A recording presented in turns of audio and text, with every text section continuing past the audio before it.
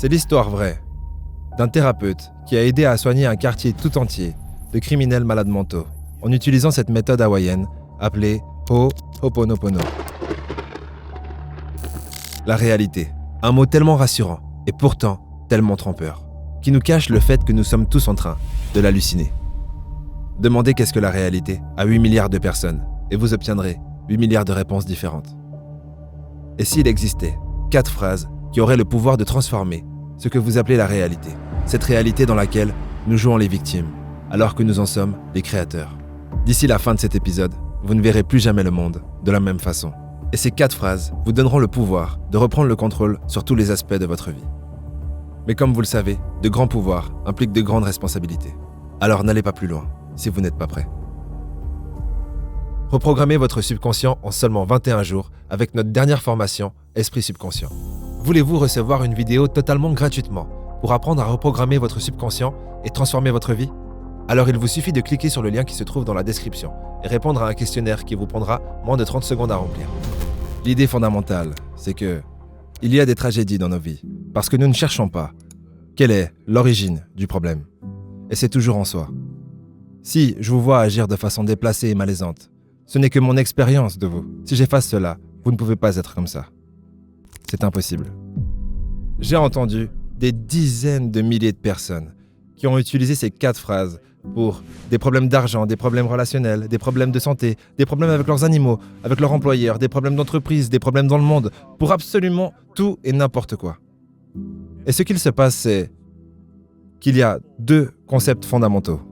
L'un d'entre eux, c'est que vous devez accepter une responsabilité absolue pour tout ce que vous remarquez. Donc, si vous n'aimez pas, peu importe les personnes qui sont en politique actuellement, et que vous les blâmez pour tous vos problèmes, ce n'est pas du Ho'oponopono. Ça peut être n'importe qui a un problème avec n'importe qui d'autre. Le problème est toujours en moi. C'est ma perception qui cause de la souffrance en moi. Je nettoie ma perception et l'extérieur deviendra meilleur. Avec Ho'oponopono, vous devez regarder à l'intérieur de vous-même et dire « Quelque chose en moi a aidé à créer cela ». Je pense qu'il est plutôt rare de trouver une personne qui vous dirait « Moi, je suis pleinement satisfait avec tous les aspects de ma vie ».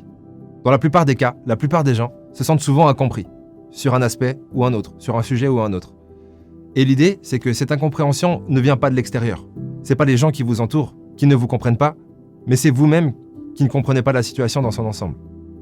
Moi y compris, la plupart du temps. On a souvent tous tendance à confondre l'effet avec la cause. Et vous ne pouvez pas régler un problème en essayant de régler l'effet. Vous êtes obligé de vous aventurer dans le monde des causes. Ça ne veut pas dire qu'il faut vous sentir coupable pour tout ce qui peut se passer. Ça veut juste dire qu'il faut reconnaître votre responsabilité dans tout ce qui se passe dans votre champ de conscience. Par exemple, imaginons que je me promène au centre-ville et qu'il y a plein de monde. Et tout d'un coup, dans mon champ de conscience, j'aperçois une personne qui est en train d'agresser une autre personne. Mais personne ne fait rien. Et cette jeune femme se fait agresser par un homme qui fait 2 fois sa taille sans que personne ne réagisse. Pourquoi est-ce que personne ne réagit? Parce que personne ne se sent responsable. Mais si vous vous sentez responsable de tout ce qui se passe dans votre champ de conscience, à ce moment-là, c'est impossible de ne rien faire. Alors si vous vous sentez le moindre peu responsable, vous allez vous interférer. Mais avec la méthode Ho'oponopono, vous allez voir que l'objectif n'est pas d'agir dans le monde extérieur, mais uniquement dans le monde intérieur. Donc, lorsque vous faites face à une agression, il y a des émotions qui apparaissent en vous. Et c'est sur ces émotions que vous allez travailler avec les 4 phrases que vous allez découvrir. Je sais que ça peut avoir l'air d'être tiré par les cheveux pour la plupart d'entre vous, mais vous allez découvrir, avec l'histoire de ce thérapeute pas comme les autres, qu'il y a un sens derrière tout ça. C'est l'histoire vraie d'un thérapeute qui a aidé à soigner un quartier tout entier de criminels malades mentaux en utilisant cette méthode hawaïenne appelée Ho'oponopono. Et je vais vous dire à quel point c'est simple.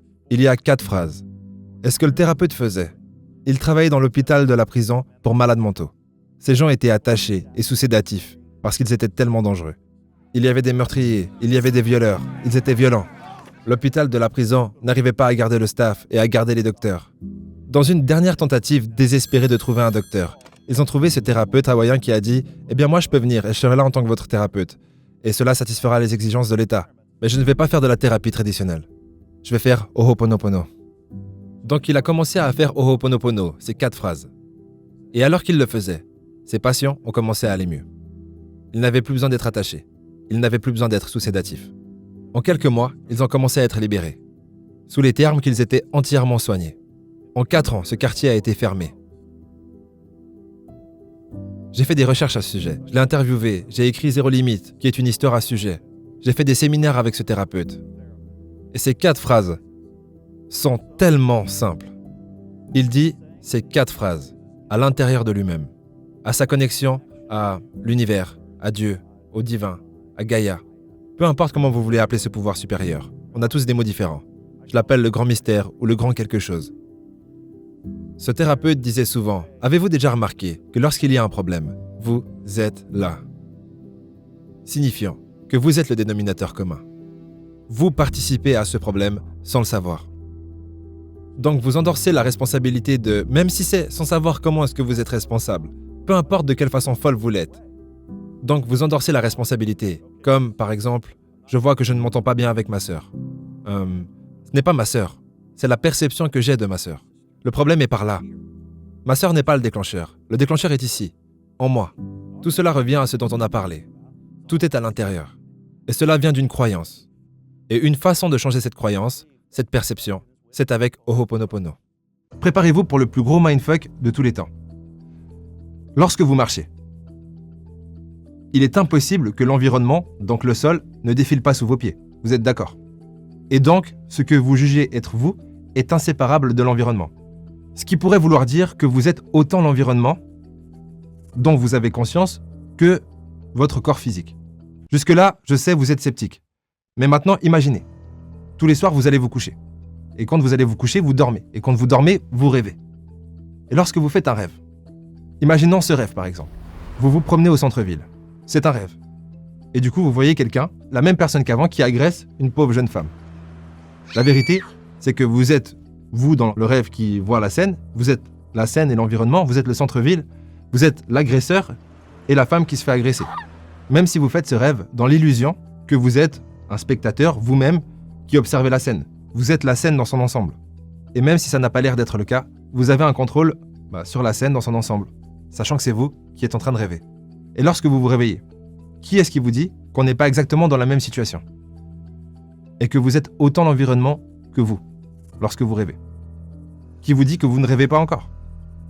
Ah oui, ceux qui veulent reprendre le contrôle sur ce rêve qu'on appelle la réalité, vous retrouverez dans la description une vidéo totalement gratuite qui vous apprendra à reprogrammer votre subconscient pour transformer votre vie. Tout ce que vous avez à faire pour y accéder, c'est remplir un questionnaire qui vous prendra moins de 30 secondes. D'ailleurs, faites vite, elle ne sera bientôt plus disponible. Quand je travaillais dans l'hôpital de l'État d'Hawaï, quand je travaillais avec des gens qui ont tué et violé des gens, je devais me poser cette question. Qu'est-ce qui se passe en moi qui fait que je fais l'expérience de ces choses? Je fais l'expérience d'un patient qui est violent. Je fais l'expérience des employés qui deviennent fous et ce genre de choses. Et donc, je devais endosser le 100% de la responsabilité pour cela. Que se passe-t-il en moi qui fait que je crée cette expérience? Et donc, je faisais juste ce nettoyage. Et ce nettoyage, avec Ho'oponopono, consiste à aller en soi, et spécifiquement dans le subconscient, où les informations se trouvent. Et vu que tout fonctionne sur la base des informations, donc les informations dans mon subconscient me dictent ce que je vois et ce dont je fais l'expérience. C'est comme dans La Tempête de Shakespeare, où Miranda dit « Oh, malheur à moi, j'ai vu ce que j'ai vu, regarde ce que je vois ». Donc Miranda avait cette perception, qu'elle ne voyait que l'information. Et c'est le cas pour moi, et c'est le cas pour chacun d'entre vous. Et donc, je travaille uniquement sur les données qui sont en moi, et que j'expérimente en tant qu'entre guillemets l'autre personne. Donc, Ho'oponopono consiste à tomber amoureux des données, et de dire à la colère « je t'aime ». De dire à la mémoire qui rejoue la colère « je t'aime ». Merci d'être venu et de me donner une deuxième chance de te libérer. Et ces 4 phrases sont tellement simples. Il dit à l'intérieur de lui-même « Je t'aime, je suis désolé. S'il te plaît, pardonne-moi. Merci. Je t'aime, je suis désolé. S'il te plaît, pardonne-moi, merci. » C'est tout. Donc, qu'est-ce qu'il se passe? Lorsqu'il regardait le dossier de ces criminels, il regardait leur dossier, il ne regardait pas les criminels. Il regardait leur dossier et ressentait des émotions. Il se sentait embarrassé, dégoûté, en colère, coupable, peu importe le nombre de sentiments différents. Il veut nettoyer ses émotions. Il n'essaye pas de soigner le patient. Le patient déclenche des émotions en lui.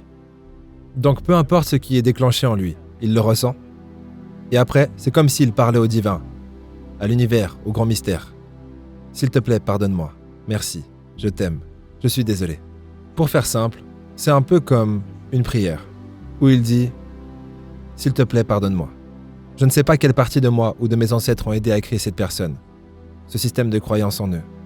Ça doit être en moi, si je le remarque en eux. Je suis désolé pour quel que soit le rôle que j'ai joué là-dedans. Même s'il n'était pas physiquement présent dans toutes ces histoires, malgré tout, il endossait la responsabilité. Donc, je suis désolé pour n'importe quelle partie de cela. Merci de soigner cela, d'effacer cela, d'enlever cela.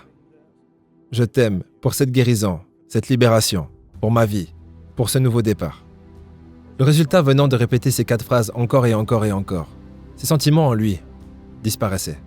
Donc il se débarrassait de ses croyances et se libérait de ses émotions. Et le résultat qu'il obtenait en atteignant la paix était que les patients finissaient par aller mieux. Lorsque vous dites « je suis désolé », vous prenez conscience. Lorsque vous dites « s'il te plaît, pardonne-moi », vous prenez vos responsabilités. Lorsque vous dites « merci », vous activez la gratitude en vous. Lorsque vous dites « je t'aime », vous accédez à l'amour propre dont tout le monde a besoin pour faire quoi que ce soit dans la vie. Je n'ai peur que d'un type de personnes sur Terre. C'est les personnes qui s'aiment le moins. Et d'ailleurs, le seul remède pour réussir à s'aimer, c'est d'être capable d'aimer la personne qu'on aime le moins. Parce que tout est un. L'idée fondamentale, c'est que il y a des tragédies dans nos vies, parce que nous ne cherchons pas quelle est l'origine du problème. Et c'est toujours en soi. Si je vous vois agir de façon déplacée et malaisante, ce n'est que mon expérience de vous. Si j'efface cela, vous ne pouvez pas être comme ça. C'est impossible. Et donc, c'est ce que je veux dire par être à 100% responsable. Être à 100% responsable, c'est prendre la responsabilité pour ce qu'il se passe en vous, que vous expérimentez en tant que quoi que ce soit. Si cette vidéo vous a plu, n'oubliez pas de lâcher un petit pouce bleu, vous abonner et cliquer sur la petite cloche. Au prochain épisode.